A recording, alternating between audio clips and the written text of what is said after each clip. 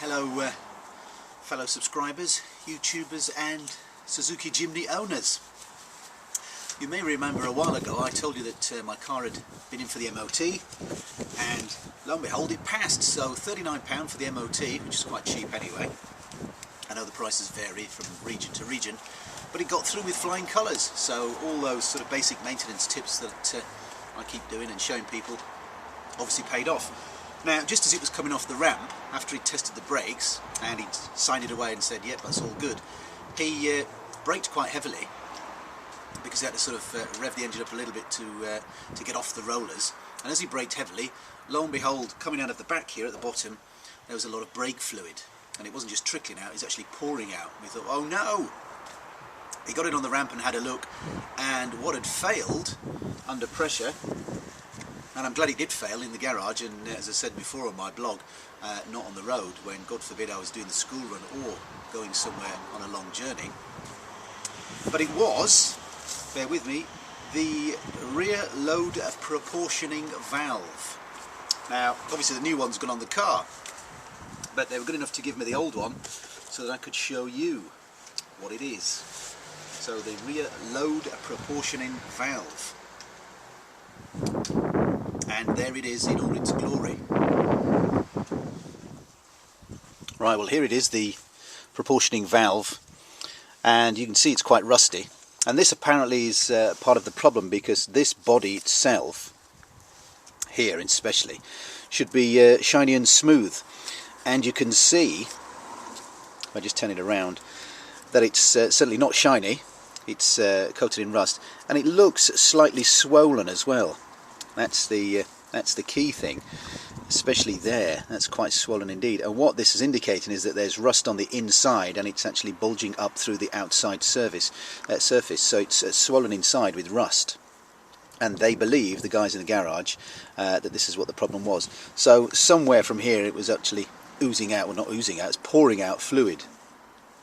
And there you can see it's covered in rust anyway.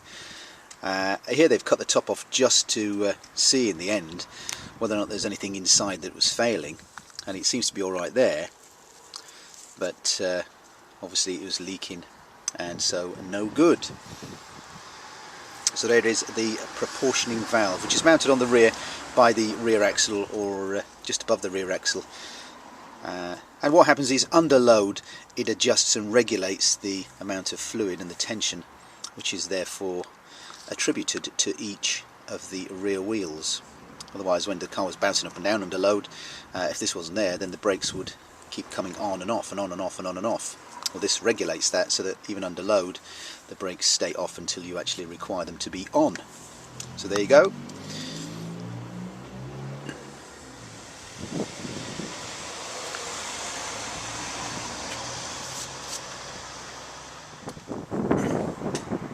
Now, having taken this off and had a new one put on, a couple of things have come to light.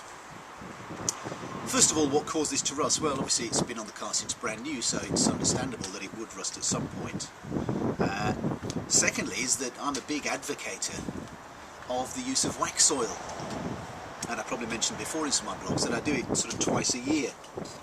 And what they were saying at the garage is that potentially what I've done is I've sealed that with wax, and then because I keep repeating that every so often, quite frequently, that as it gets older and colder, the wax oil starts to get cracked, and moisture has possibly gotten into some of those cracks, and then I've gone over it again at some stage and essentially sealed the moisture inside the cracks until eventually it's worked its way to the device, and then been protected from the elements and left to do its nasty devices by rusting through the metal surface. So that's one thing that I've learned. So what I'm going to do now is, before applying new wax, scrape off quite a bit of the old, and possibly do the wax all in the summer only, when it's nice and warm and the wax is fluid and we can see what's going on.